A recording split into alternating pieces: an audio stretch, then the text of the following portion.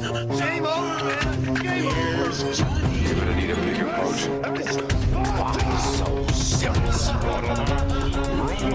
I am Iron Man. This is a tasty burger. Welcome to the InSession Film Podcast. Well, welcome to this podcast review for July 2nd, 2023. And I'm JD Duran. And I'm Brendan Cassidy. Thanks for joining us this week, everybody. Brendan, do you think we were friends in a past life? I think we are friends 8,000 times removed in all of our past lives, according to, what's it called, Inyan, as they call it in this movie? Yeah, I hope I'm pronouncing that right. I don't want to sound disrespectful, but I mean, JD, for a little context for all of our listeners, when we always talk about the day that we met in Lexington, Kentucky, the connection that we made, I think it suggests that we knew each other beforehand in some capacity, right? I think that's safe to assume. You know, it's really quite something to think about. And I know it sounds hyperbolic, but the chemistry that Brendan and I have today was pretty immediate, even on that first time that we met. Like, this is how we talk to each other. So, is that, shout out to West 6 Brewing in Lexington, Kentucky. We got to talking about movies. We had a mutual friend that introduced us. And I think the movie that locked in that compatibility was Spider-Man 2 of all movies. I think that was the one that where it's like, okay, this guy's worth talking to a bit more. Yeah. It was an incredible conversation. It was a lot of fun. It really did not take long for us to connect. And it was almost 10 years ago when you think about it. You came on Extra Film in 2014. Yeah. So, we're close to that 10-year mark. Yeah. Yeah, your good friend Nate Parsons was there, old co-host of the show. So I met him that same night too. Man, it was like a historical moment. For those of our fans listening, I bet you're jealous. You didn't get a chance to be part of that. I know, pretty incredible. And I wonder what our podcast sounded like the other 8,000 times that we've done this. Oh gosh, yeah, especially if this existed back in medieval times. What were we doing? Like, were we doing reviews of Shakespeare's plays or something? Of course. That's exactly how it worked. Man, I've heard a couple of people. I've heard a couple of people call Past Lives a multiverse movie of sorts. So I guess, hypothetical. So I guess it only makes sense that we're talking about it in this way, or at least introducing it in this way. Yeah, absolutely. And I'm very excited and a little nervous to get into this film because the hype surrounding it has been astronomical. It's been incredible. What does it have on Metacritic now? I think it has a solid 94% on Metacritic. 3,000%. 8,000%. 8,000%. 8,000 past lives out of 100. All I've heard is nothing but universal praise for this film. So no pressure to us, and we'll certainly do our best to get into it. It is directed by Celine Song, her debut film here. Yeah, we have to emphasize that. It's her first feature film. Yeah, pretty wild, starring Greta Lee, Teo Yu, John Magaro in this. Yeah. This film is about Nora and Haesung, two deeply connected childhood friends. They are wrestled apart after Nora's family immigrates from South Korea. 20 years later, they are reunited for one fateful week as they confront notions of love and destiny. All right, Brendan, let's jump into this one. Past lives. What do you think? No pressure, right? No, it honestly, it really sucks going into these movies when the hype already exists like this, right? Because this is something we do. It's kind of a side occupation for us. We consider ourselves critics, but we don't always get to see these movies in advance because we don't go to every festival. I got two kids. You've got two kids. But we do, keep a close ear to the buzz around festival movies, right? And if I'm not mistaken, this premiered at Sundance, and the hype was immense. I've heard a lot of people say, such as our friend Brian Rowe, for instance, who talked about on his video review of the film, that even going into the movie, before he got a chance to see it, the audience just exuberated this energy that seemed to suggest they were in for something special, even before they knew that what they were potentially in for. Sure. Like the movie created such hype, and then it apparently lived up to the hype, and now we have to go into this movie with the knowledge of that hype. It's such a terrible trap. Yeah, it is. Yeah. Yeah, thankfully the movie's great. So it's all that to say. All that to say, the movie's great. It's really good. It's astounding that this is a directorial debut because there is such confidence in what Celine Song is telling here. It's one of those movies that it could have easily fallen into manipulative trappings, especially with regard to the type of movie that it is. And there have been a lot of comparisons made to movies such as the Before trilogy, Richard Linklater's Before trilogy, which I think is somewhat apt. They're tonally so different that I don't really feel like we should be making that comparison, honestly. But yeah, that's fair. They're romantic conversational films, so superficially they are kind of comparable in that way. I think it has more in common with something like David Lean's Brief Encounter. It just happens to take place over a much longer stretch of time. It is not a brief picture. It's more like elongated encounter. Yeah, exactly.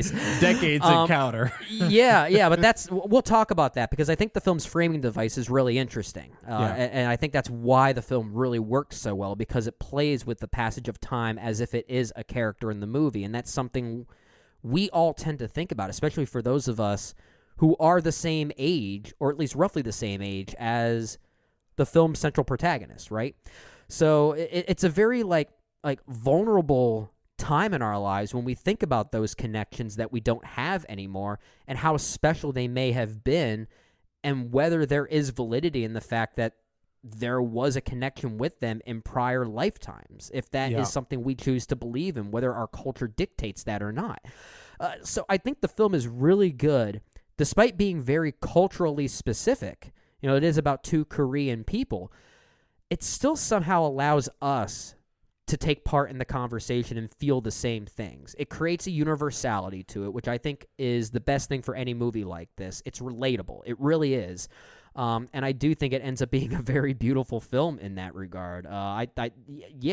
We might talk about this more when we get to, episode 541, when we do our mid-year report, talking about some of the best films of the year thus far. Yep. I think all of our colleagues have this at a number one, solidly speaking. Yep. And I don't know if I'm going to say that yet, but to say it's one of the best films of the year thus far, I think is kind of a given. It really is a great film. Oh, yeah. Past Lives, I agree with you. All of the pretext is hilarious because it comes with all of the aforementioned hype, but I am lockstep with you in the sense that this is an excellent, excellent debut film. Easily one of the best movies of the year. Will be represented on episode 541 in some way, shape, or form. However, to take it a step further, not only is it great, this is a film after my own heart. I was going to say, it's kind of a JD movie. It is kind of such a JD movie because at its core, it is this bitingly poignant film about heartache and time and longing, which on its own terms, that is very moving here. However, and this is the kicker for me, how those things are tethered to childhood friendship and closure. Did we just decipher a new T-shirt to put on TeePublic for us? Maybe. Yeah, childhood and closure. Oh my gosh. The JD special. The JD special. The double C's.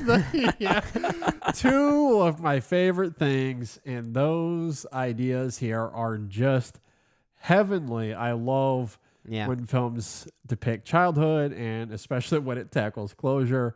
That's all great. But kidding aside, so much of this film is really about childhood friendship and love and this gaping hole that forms when that is suddenly ripped away, specifically in this case when Nora and her family moved to Canada when she was an adolescent.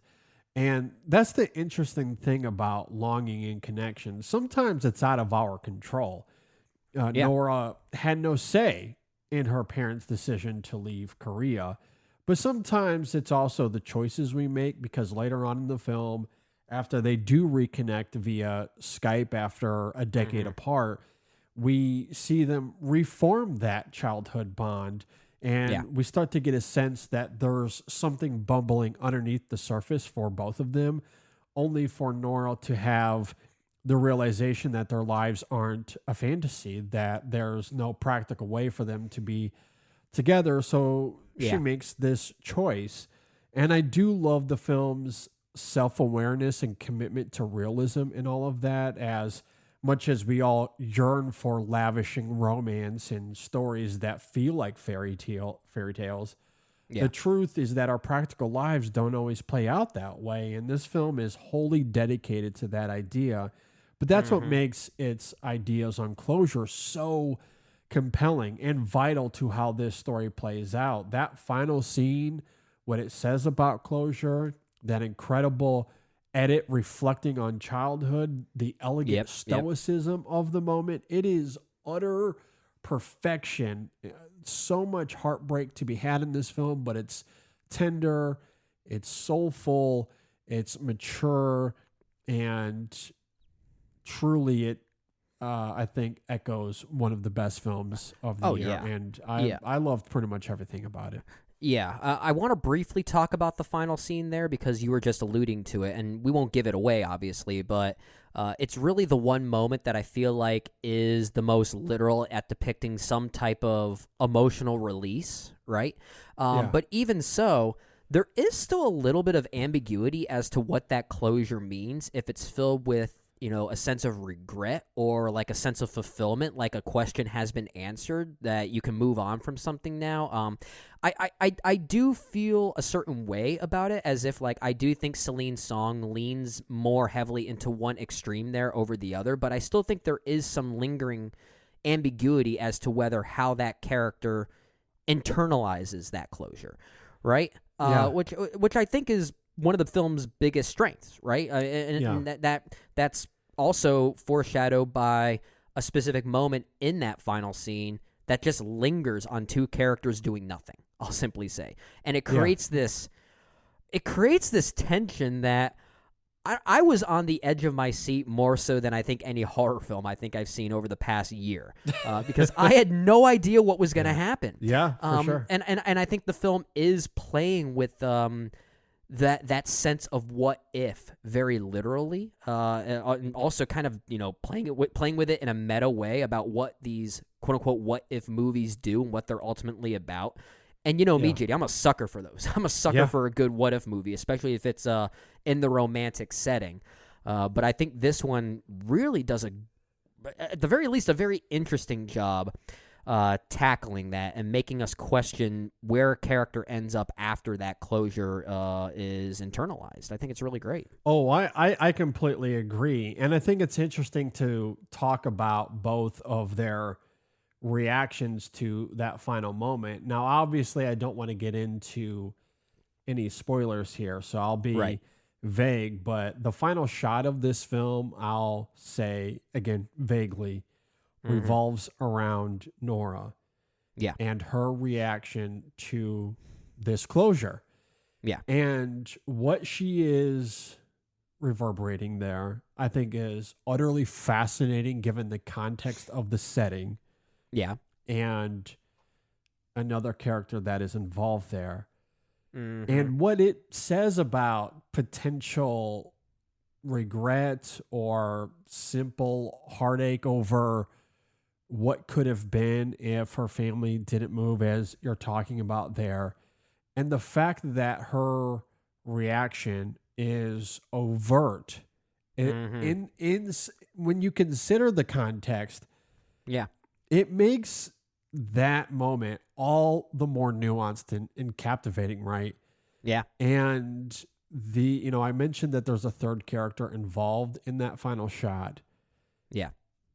The film doesn't really get into it, but it's interesting to see the reaction of that character as well. I have a lot to say about that character as we continue with this conversation. Because I think there's a lot to consider about how he felt given that overt reaction. Yeah. And the ambiguity there, I think, is absolutely stirring. It's so incredible. And I think the irony of it, when you flip that over to Hai Sung, his reaction to the moment is much more internalized.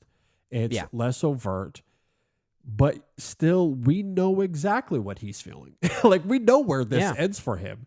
Yeah. And I love that irony. Like, the way Celine Song is able to, in the best ways, I don't say this as a bad thing, but to manipulate emotion using subtlety and the lack thereof with these two characters, I just find utterly compelling here. Yeah, I agree. And I like the way that she plays with, the movie tropes of a story like this, right? Because the way that this film crystallizes, in many ways, we don't really know where these characters are going to end up exactly. We just know that this one brief moment of closure is what was necessary to get them to a next point, right? Yeah. But, I mean, some people might argue that the final minutes here are a happy ending. Some might argue that it's anything but that. I think you can kind of pull it in both directions. Yeah. It is both simultaneously.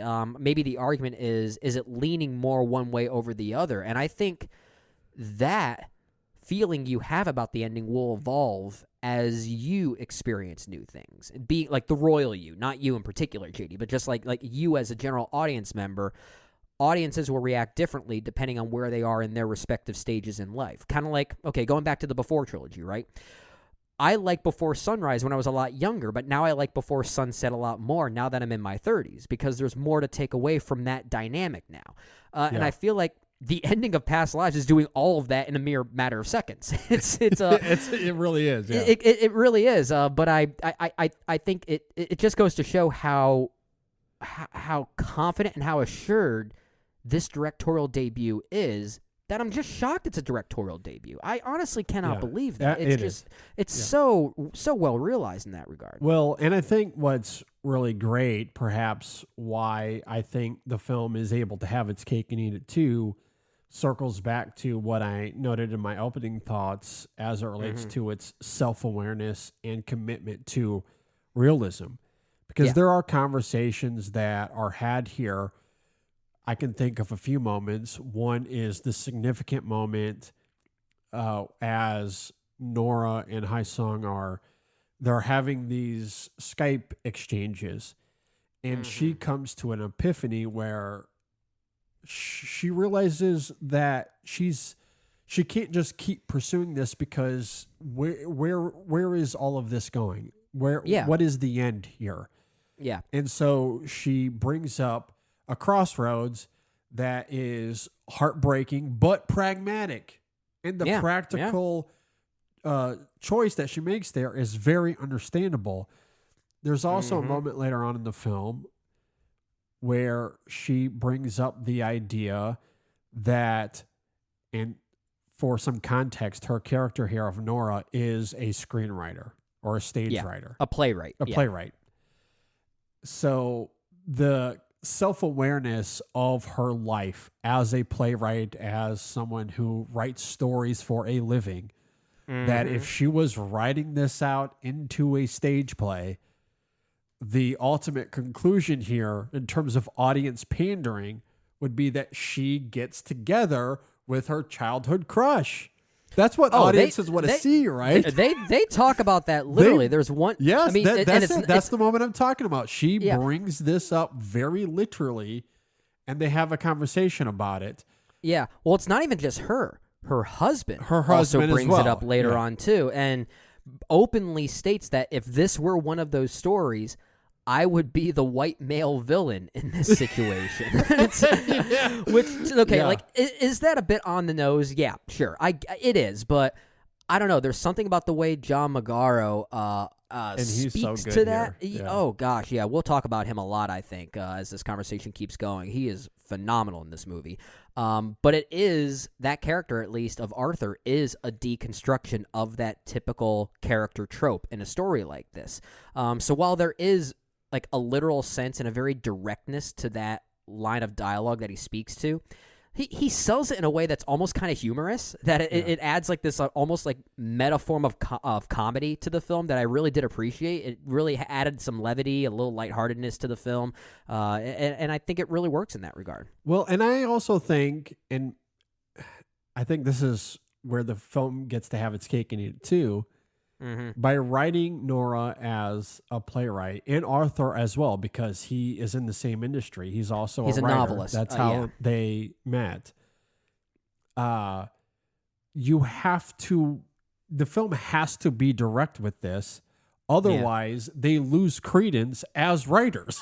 It kind of. Well, that's kind of how they speak, right? I mean, like those who create art sometimes have to internalize their art literally and verbally in order to come to what kind of conclusion they need to decipher from that. So, I mean, it makes sense in the moment. It seems organic. That's the whole point. It seems organic, and that's a credit to Celine Song and her writing and the performances and how they make it authentic and genuine in the context of this relationship and the specific drama that we see here.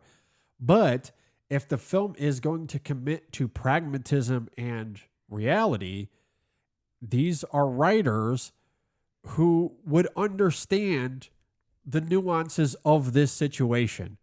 And if I was writing out this story, if my life was going to be turned into a movie, of course this would be something that would be brought up. So for them as writers, as professionals, to understand and have self-awareness that this is a unique situation, a little bit awkward.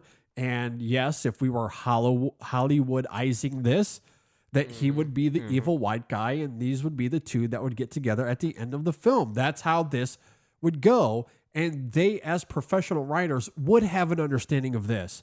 So for the film to ignore that, I think would be a disservice to the movie.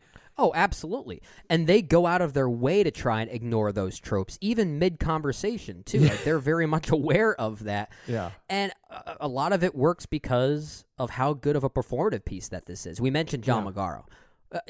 He is so good in this. I mean, I can't help but feel like what kind of awkward situation he has been put into this, like, as a literal third wheel in this kind of experience as Nora's husband at this point. I mean, you do feel very bad for the guy, yet at the same time, you, as an audience member, you recognize that Nora needs to pursue this. She needs to do this, and you still want her to. So it's not like you're rooting for someone over something else. It doesn't work that way. You just want everyone to come to their own conclusions that they need to come to by experiencing whatever the heck this is. And I love that. Oh, I completely agree. I think the film threads this needle perfectly of Arthur having understanding and empathy for his wife.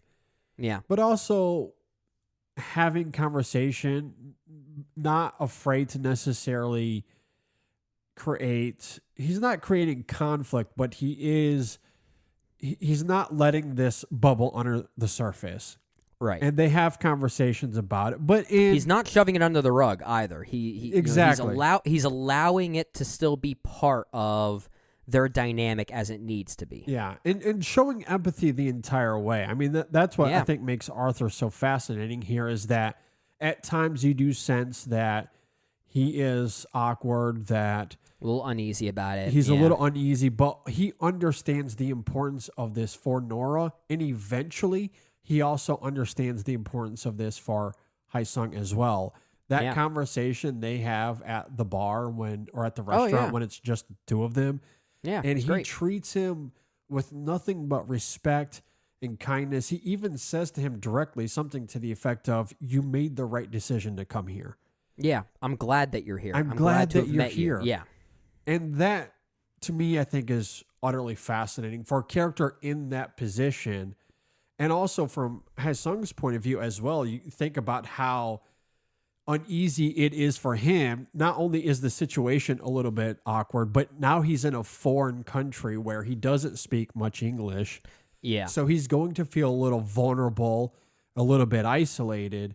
And for Arthur to respond that way, imagine if it was the other way around. Imagine if Arthur was like, "No, I'm not having any of this." This could have easily gone the route of something like the Heartbreak Kid or something like that, right?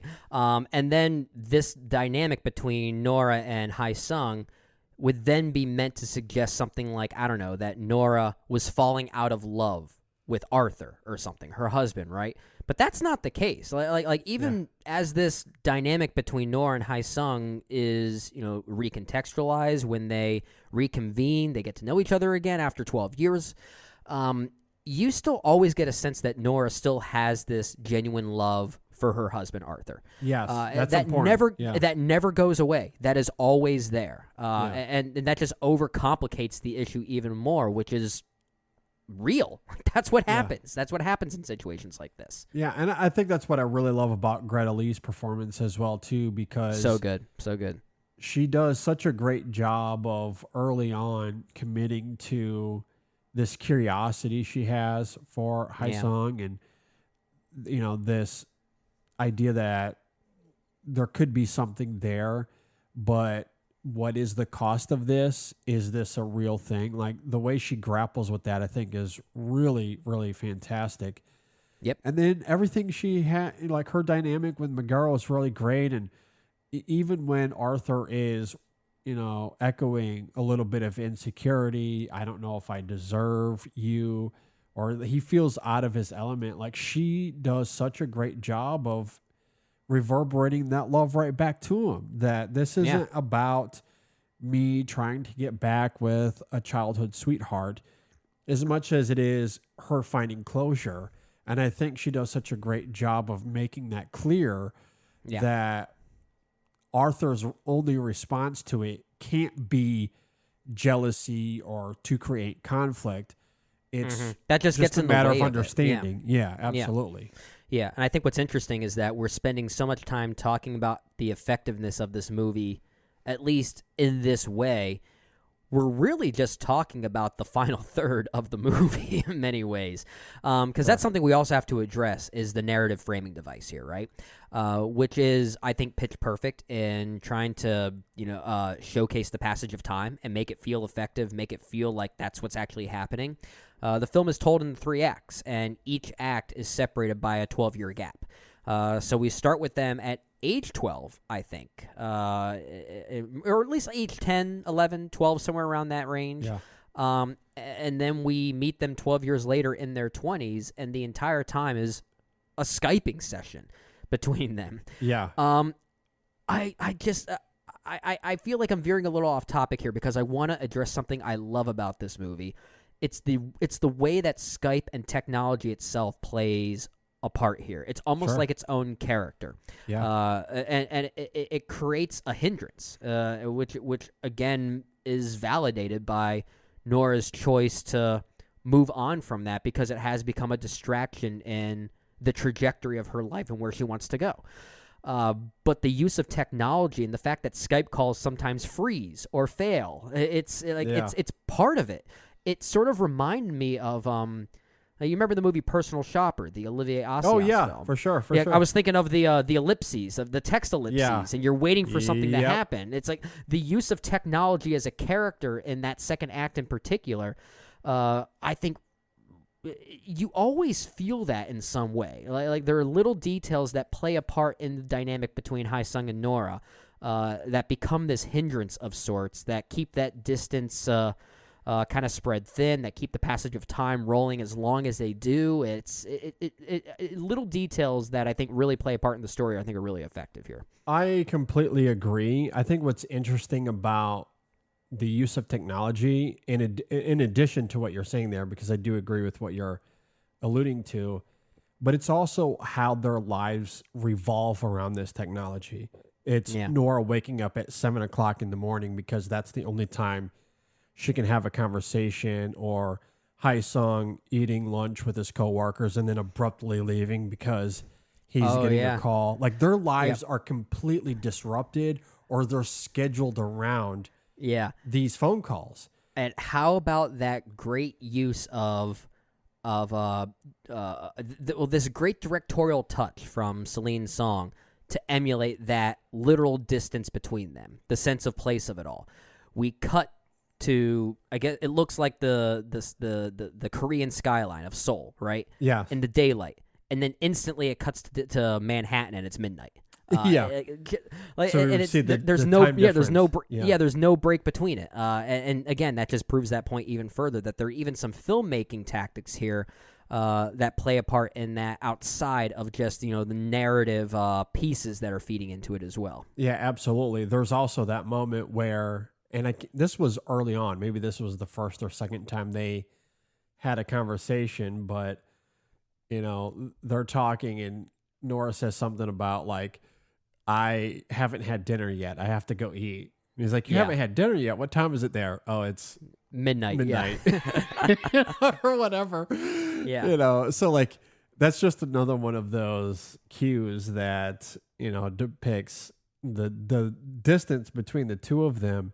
But it is fascinating to see like how that technology evolves as the relationship does, because you think of Hae-sung and him on the phone going up that, that little skywriter thing. Yeah. And he's showing her the city landscape as they're going up. And it just freezes. And it just, it just freezes. But like, it is the technology that is invading their lives as they are almost addicted to these phone calls, and they're always looking forward to it. And eventually it gets to that, I was going to say breaking point. I don't know if that might be a little bit too harsh, but like these crossroads where Nora again understands that my whole life is revolving around this. I am anxious. I'm looking up flights to Korea, she says. Yeah. And it's taking over my life. Like, where is this going? So it is really fascinating to see how technology is a part of it, how their choices, how their lives become so entangled in all of this, that, from a writing standpoint, from a direction standpoint, from a performance standpoint, there's such an elegant symmetry to invoking, this bubbling that is happening between both characters. And it's not just about them in particular, right? It's not just about their relationship with each other. It's the reminder of what their pasts are, right? Like think of it this way. Like, you and I have both lived out of the states that we've grown up in, right? Like, we both lived in Kentucky. We moved around quite a bit. You live in Florida now. I'm back in Pennsylvania. But how many times have you gone back to visit either family or a friend, and all of a sudden you just realize, I want to stay here longer. Like, I don't want to go back to where I currently live outside of this. So this relationship between Hae-sung and Nora, at least from Nora's perspective, it's pulling her back to her Korean life when she immigrated out of there for a reason. There was a new trajectory she wanted to follow. She's chasing something else. She's in New York City now for that reason. And she sees this as potentially, I guess, backpedaling in some ways. Maybe that could be the right word to use for her. Goals, maybe. Yeah, exactly. But I feel like we've all felt that in some way. It's the power of nostalgia, and we sometimes feel that power from the places themselves. The places we grew up, the places that were familiar to us when we were kids, because it was innocent and it was simple. And there was a loveliness to that. And I feel like that's also happening too. It's not just about these two people. There's more to it for what these two people represent then. Oh, I completely agree. I think a sense of place is a big part of it. Yeah. And the other major consideration is childhood. It's their friendship. It's how close they were when they were young. Like, they spent all their time together. They were, pseudo boyfriend, girlfriend, at least for what you could be at that age. They did go on a literal date that we see early on. It almost felt like an arranged marriage waiting to happen at age 12. It kind of did, but they truly cared about each other a lot. And I think what really carries over, oftentimes we talk about this with other films, most of the time we're talking about characters, like these characters that have like these ghostly presence in these films, even when they're not on screen, you feel them. Yeah. In this case, it's not so much a person as much as it is a lack of closure. Yeah. Because that last moment between the two of them, is a little anticlimactic. It's a right? it's a Thanos snap. It's basically what it is. a little bit where Yeah. there's a simple goodbye, but that's all that it is. And for friends that were really close, that leaned on each other as heavily as they did, there's a missing gap there because they didn't really get the closure that they were looking for, which is what makes their reconnection all those years later, it's what makes it so engrossing and ravishing, especially when they start to consider if there's something beyond just a normal Skype friendship that they could have. Yeah. And that lack of closure becomes all the more vivid for them when another 12 years goes by and there's still something that's lingering there, to the point where Hae-sung is like, okay, now's my time. I'm going to New York. Yeah. Not necessarily in pursuit of anything romantically, but just to find that closure, just to be able to look at my friend in the eye and say that I missed you deeply, and I just wanted to have one last moment together. And it makes it even more interesting knowing that while 12 years have passed since they last talked, that whole session in the middle segment of the movie was a digital reconnecting, right? So in actuality, they haven't seen each other for 24 years. Yeah. Which adds even time. more intrigue and power to that reconciliation in the third act. It's really interesting, and it made me start thinking about situations in my childhood that could be similar, not necessarily in a romantic way, but I think of just like close male friends I had that I was really close with that maybe, let's say, moved away when I was 14 or something like that. And I can recall having similar goodbyes with them because as children, you don't really want to dwell in that kind of confrontation, that kind of realness, right? Yeah. It's easy to tell, like, some of your other relatively close friends that, oh, I'm moving, I'm leaving, yeah, it's fun and stuff. But your closest friends, the ones that matter most to you, you sometimes end up having that awkward goodbye to because you just don't know how to have that real conversation with them. Yeah. Which is what makes their goodbye in the first act so relatable because I've been there in some ways. I'm sure many kids have because it's just the way that they react to that realness. Yeah, no, absolutely. And you make a great point that when you're that young, you don't really understand the gravity of what that's going to feel like. Yeah, so, it doesn't make you feel good, but you can't really comprehend it well yet. No, absolutely not, which is why that simple goodbye at the end of the first act isn't enough, and it lingers, especially when, in this context, it's not just that they were childhood friends passively. Like, they were deeply connected. Yeah. They were extremely close. A simple goodbye is just not enough. And it's interesting, the passing of time, because you're right. There's a fascinating irony here, I guess. And I think this, thematically speaking, it certainly says something about closure and the heftiness of it. Yeah. When 2/3 of their lives, they haven't seen each other. They have not physically been around each other for 2/3 of their lives. Now, there was a phase in the middle where they talked to each other on Skype, as we talked about. However, they physically had not been together for 2/3 of their lives to that point. Yeah. That's a long time to not be with someone and yet still yearn for them deeply. Yeah. And to me, that says something about childhood and the connections we can make when we're children and the importance of closure. Man, I just want to see a version of this movie, but in the world of Pixar's Luca. But in some ways, it's kind of getting into something similar. The friendship that's depicted in Luca, whether you want to see that film as romantic or not is kind of beside the point, but there is a genuine connection between the two of them in a similar way that just speaks to the love you have for your childhood friends that we sometimes don't really acknowledge all that much. It's not that it's a closer bond. It's just a very different bond. It's a very particular bond that you have there, because it's built on innocence and it's not surrounded by the realness that adults have to go through.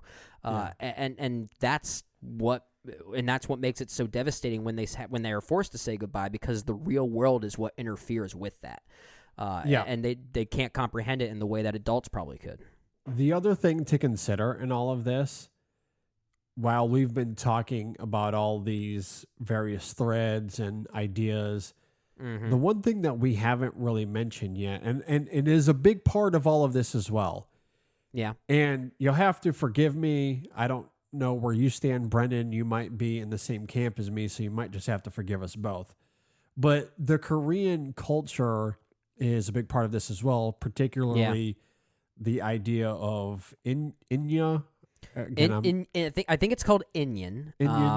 Okay. So again, listeners, correct us if we're wrong here. But that's what I recall Nora talking about at the midpoint of the movie, and how there's at least like 8,000 connections you have between those individuals in past lives, that a simple brush on the shoulder between the two means that there was always some connection between the two in many lives leading up to that. Yeah. I mean, again, this is a very superficial explanation. The movie goes into it more deeply, but that's, I guess, more or less the gist of it. And that is a big part of it as well, because we're here talking about closure and childhood and longing and connection, and all of that is certainly at play in this movie, for sure. Those broad appeals will be something that everyone can relate with, regardless of your background, whatever culture you come from. However, that idea within Korean culture is a big part of this as well. And you're right, they do speak to this a couple of times. However, I will say what's also fascinating about it is that you could argue that it's a driving force among Nora and Hae Sung, and why they're so deeply connected and why they need this closure.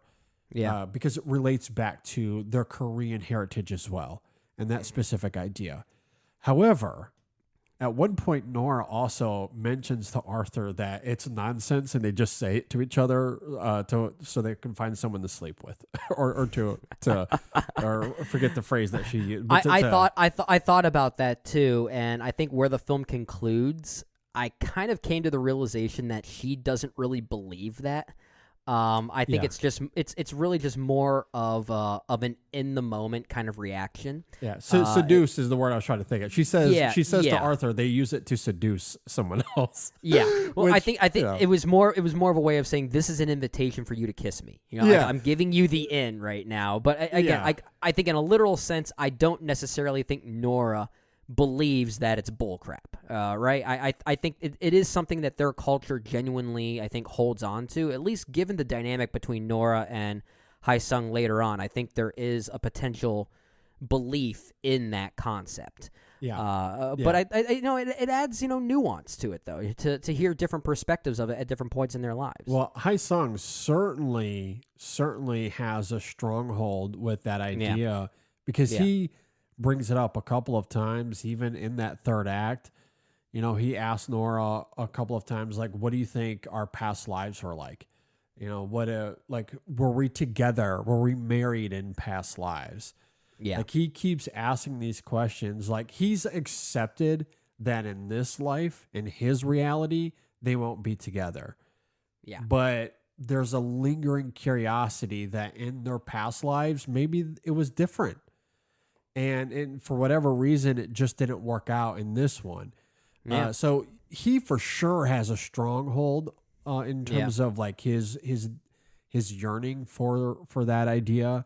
Sure. And perhaps part of that yearning comes from the reality that what he wants, he won't be able to get. And that just elevates that yearning all the more. I don't know, but there's certainly an argument to be made there. But it is interesting with Nora how, when she brings that up to Arthur, she's mostly using it as a seductive trait herself. Well, and she's also, it's away from her cultural upbringing now.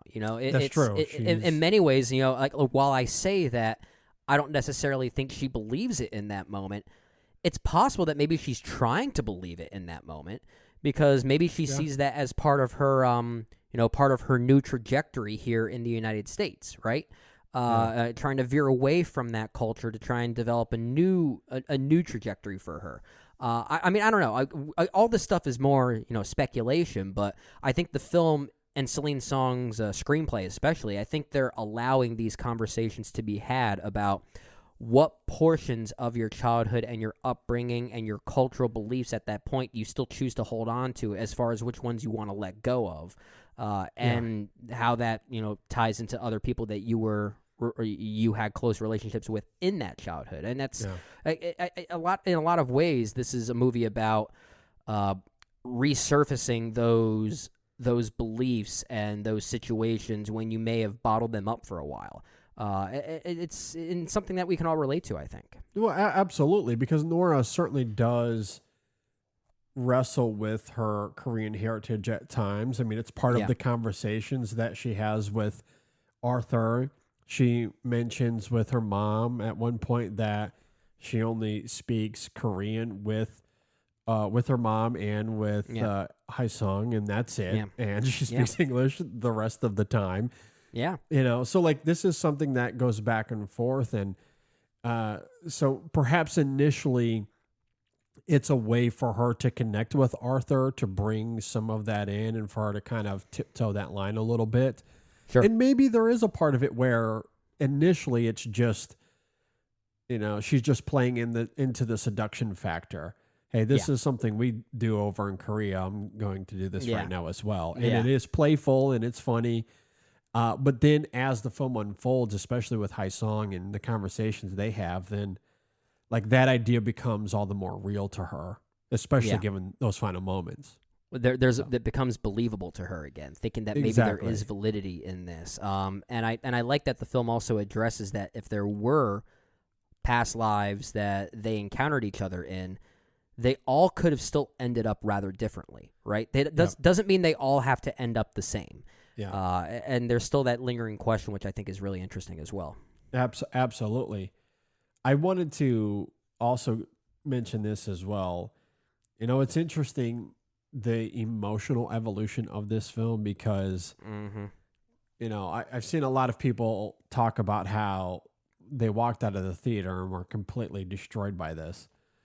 I wasn't overtly moved by this film in the theater, like I have been with so many other movies. Which is a little awkward. I certainly felt the heartbreak though. Like that final scene, as I talked about, I think is really great. And, I think about how over the course of like really at the end of all three acts, Hae-sung is like, he's left in the same position all three times, which I don't think is an accident. No. And it's interesting how Celine Song, how she emphasizes that all three times when he's a child. The end of the Skype conversation, he's perhaps a little bit more distressed and upset than he is heartbroken. Although you certainly see it on his face. It is so vivid, so lucid. And the third time we see it, there's an acceptance, there's a tenderness to it, but he's still so heartbroken. And there's something about the subtlety of it. And you know how I am with internalized performances. I love it so much more than your loud, bombastic performances. Although it depends on the film, depends on the performance. I'm looking forward to Barbie. It's going to be awesome. Yep. Very different kind of performance. This movie's terrible. I wanted to see a Ryan Gosling Ken performance somewhere in here. That's what it needed. That's what Hae-sung needed to do. And look, I love a loud Ryan Gosling. Don't get me wrong. Like First Man is forever my. But you'll take the First Man's over anything. Like over the Only God Forgives Gosling, right? Exactly. Exactly. Although he might be the only good thing about that movie. At any rate, I say that to say this. Greta Lee, what she's asked to do in that final scene is great. It is very, very good. It's striking for all the reasons we talked about earlier. But the internalized acceptance yet tender heartache that he reverberates, that Teo Yu reverberates in those final moments, is sublime. It's so good. And I mentioned my theater experience to say this. I didn't really, I didn't walk out crying. However, when I was thinking about this sometime later and I had written my notes and I was listening to the score for this on Spotify, which we need to talk about. We'll get there. That's honestly where I started to get emotional, was just thinking about the time that he had spent thinking on this and how it just is so deeply involved to his 12-year-old self. Like when he's standing there on the street in New York City, with this moment of closure, this moment of acceptance, it is him kind of tapping into this 12-year-old boy on the street in Korea. And of course the editing there, I don't necessarily want to reveal what takes place there, but there's an edit there that very much gets into this in a more overt way or more direct way, which I loved. I loved that edit. It's very, like, I thought about that, a little bit of that edit in Star is Born. That final number there, it's a little reminiscent. A little louder of an edit there. Certainly going for something more emotionally grand. Spiritually, it's along the same thing. Yeah, tactically, it is more or less doing the same thing. Yes, but here, way more quieter, because it is all about stoicism in that moment. It's all about, again, that reverberating that internal emotion that I think is so striking here. And thinking about that over the course of the last few days, since I've seen this, that to me is where the emotion has come. Because because earlier you were talking about how like we can all kind of relate to this in some way with our friends or whatever the case may be. But like over time, like being away from someone that you care about for years and years, sometimes a decade, in the case of this film, a couple of decades. And in the moment that you get that closure, like there's something about that emotional impact that just, it can carry a weight, but also lift a weight from you at the same time. And I think that's what's happening simultaneously with Song. Well, and it's absolutely striking. And Teo Yu, I believe that's how you pronounce his name. His performance there, I think, is wonderful. So good. The best line of dialogue in the entire movie, if you ask me, is probably the final line, which might be a bit of an easy one to say is the best line of dialogue, but I think his final line is a perfect summation in how you want to crystallize that dynamic. It's almost dreamlike, given what they're talking about and stuff. There's a dreamy haziness to it, not in a visual or aesthetic way, just in an emotional way that kind of reminded me of, I have to be careful how I say this, but it kind of reminded me a little bit of like the dynamic we sometimes see in a movie like In the Mood for Love from Wong Kar-wai. Oh, yeah. Which, okay, I want to be careful saying that because I recognize that Wong Kar-wai is a Chinese filmmaker. He's not Korean, so it's a different, it's a different demographic for sure. But just taking his dreamy, emotional choices as a filmmaker and as a storyteller in a movie like In the Mood for Love, I was reminded of that a little bit here in the way that this dynamic between our two leads crystallizes, I'll simply say. Emotionally, dramatically, the conflict is not too dissimilar in the sense that both of those films feature a romance that could happen, but for various reasons won't. Yeah. Now, the reasons are very different, but spiritually kind of tackling the same kind of things. Now, ultimately they're very different films, and Celine Song isn't interested in that hazy, dreamlike aesthetic for sure. Right. But emotionally, dramatically, from a character perspective, at the very least, there are similar-ish things happening there for sure. Yeah. So I don't think that's inappropriate. And I guess to how that film crystallizes, I kind of love how this one commits to what it had been establishing from the very beginning. Like there's no sleight of hand. There's no we're diving into fairy tale or anything that is unexpected. There's no surprise twist here. It commits to realism. No one's a robot. No time travel, as it turns out. No time travel. None of them have the dial of destiny. Yeah, although I'm sure they wish they did. I guess it's a very different dial of destiny here. Yeah, that is true. Very, very different dial. Yeah. But yeah, no, I love that commitment to realism and how this would play out. There's an emotional truth here that I think is very universal. I agree. Even if the cultures here are quite different than it's a great movie. It's a very good movie. So good. Any final thoughts on Past Lives? Let's talk about the score. Let's talk about great. the score. Christopher Baer, Daniel Rawson, two composers here working together. And I mean, in many ways, it's like, a great score is going to do a lot of the emotional heavy lifting, right? I mean, to say that a score is going to do that is not a knock on the movie.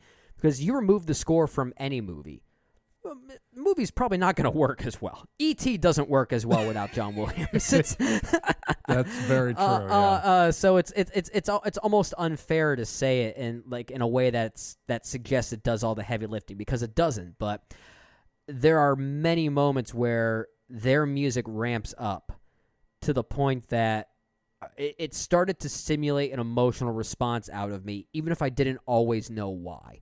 Yeah. And a lot of it is in that ending. There's also a moment when it first surfaces, the music itself, in that first act when we see our two leads playing with each other as kids on their first date. It's in many ways, it's a musical score that's helping to tell the story. It's playing along to the emotions of what's happening on screen, so it's helping to create that trajectory, that emotional trajectory. It's guiding us. It really is, and a great score is supposed to guide us through that. And I think their work does that very well. So it's wonderful. Little agree. things like that. And one thing I want to mention too in my final thoughts, and then I'll toss it back to you to close this out.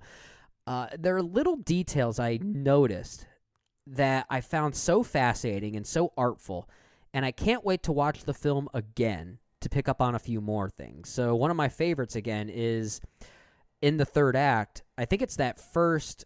It's not really a date, but it's the first meeting between Nora and Hai Sung in New York. Yeah. And they're just walking around. They're walking around together. I forget which park it is. It might be in Brooklyn or somewhere near Brooklyn.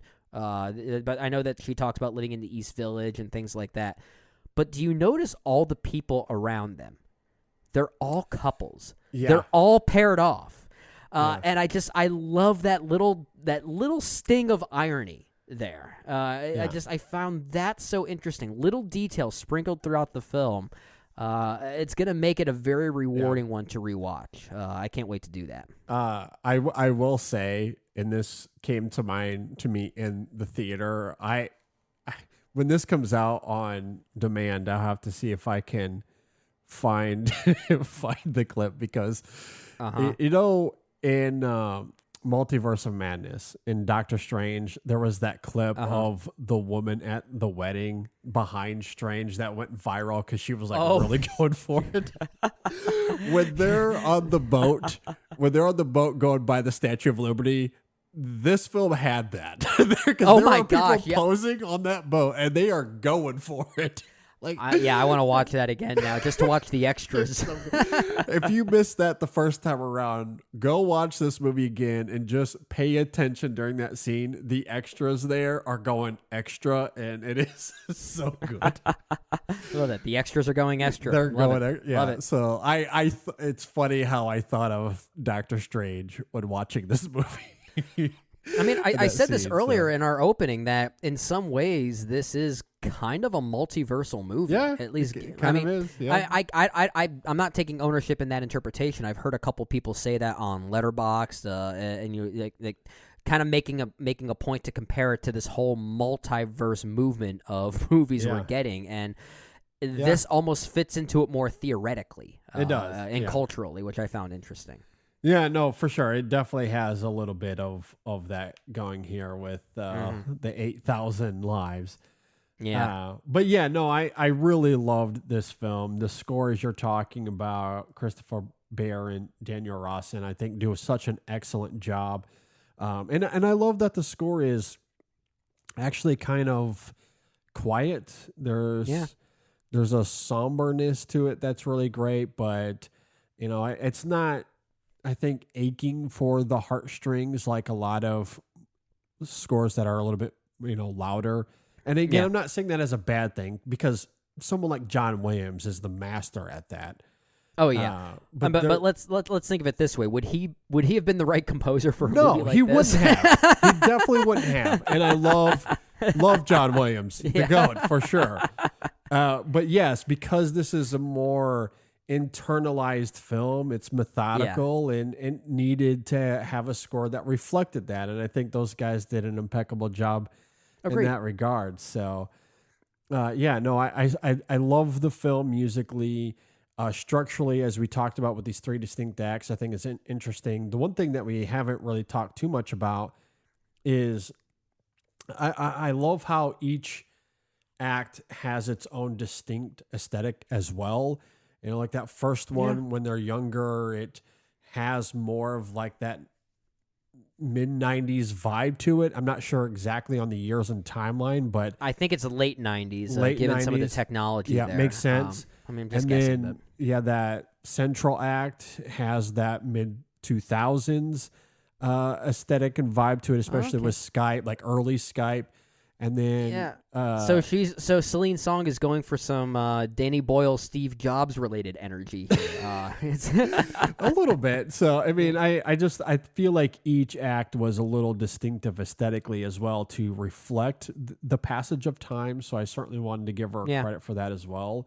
Yeah. It's very much and overall, her filmmaking is great. The editing of this film is especially mesmerizing. But the visuals, the way she uses the camera here, I think are really good. Primarily, this comes down to the writing and the performances, though.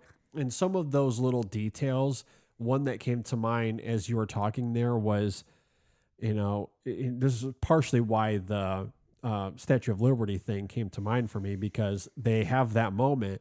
And when they get back, Arthur asks them, "Where'd you guys go? What'd you do?" Yeah. And he says, Nora says, "We went to the Statue of Liberty." And Arthur's response is, "Well, we've never been there together."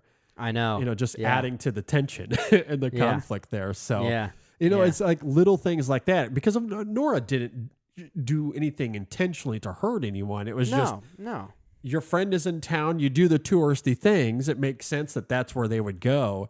Mm-hmm. But, her and her husband have just never been there.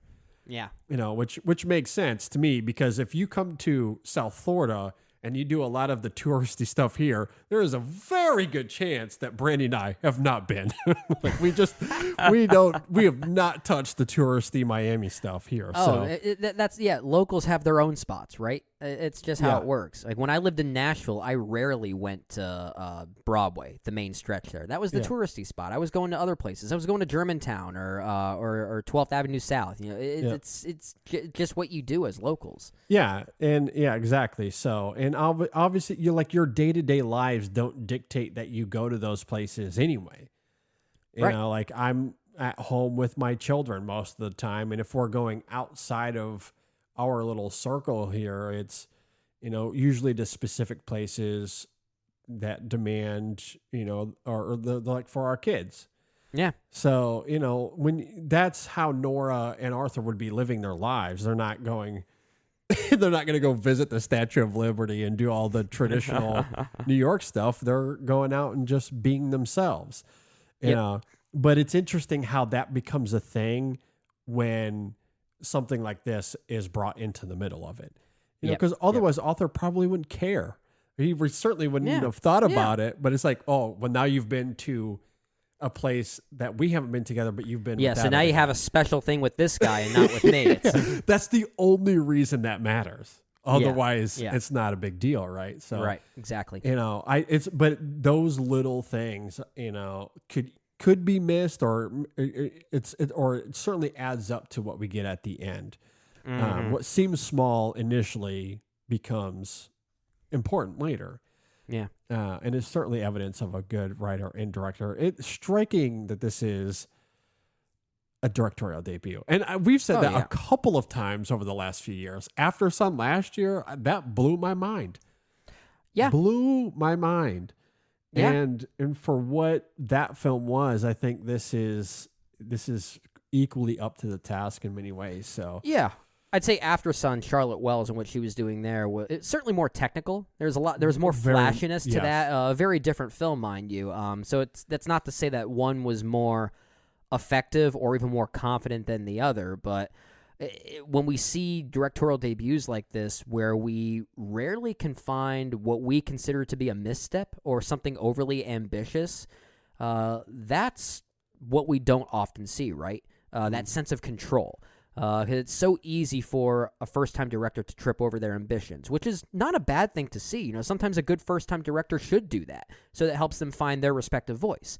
But to be this crisp and this efficient the first time out, pretty darn awesome. Pretty darn incredible. Awesome. Yeah. It's quite incredible. That is for sure. So, yeah, I do think this is one of the best films of the year so far. I imagine that this will be on a lot of top 10 lists at the end of the year. We are no contrarians here on this one. Not on this one. Yeah. No. Anyway, with all of that said, be sure to let us know if you agree or disagree with any of our takes. If you're watching on YouTube, leave a comment. You can visit us on social media, Facebook, Twitter, maybe, if it's still active. Who knows? I don't know what Twitter is, but I hear it's the scariest place on earth right now. If you're on Blue Sky, we recently joined Blue Sky, so you can find us there at InSession Film as well. Instagram, TikTok, all the usual places. But let us know. I imagine most of you watching, listening to this loved it as well. Yeah. But feel free to reach out to us anyway. So anyway, with that said, we also have a review for Indiana Jones, The Dial of Destiny, coming soon. I'm not sure the order on the releases of these reviews, but we also have episode 541 coming out where we do our mid-year report talking about our favorite films of the year so far, so be on the lookout for that as well. Or maybe it's out already. Again, I don't know about the release of any of these episodes. They'll all be within a couple days, so just Exactly. listen to the date that we say opening up all these episodes, and you'll know what the actual recording order was at least. Absolutely. All right, with all of that said, thanks for watching, everybody. Subscribe, hit the like button if you're on YouTube. Subscribe on Apple Podcasts, Spotify. We will see you all next time on the InSession Film Podcast. Oh, Movies. What a movie. So good. So good.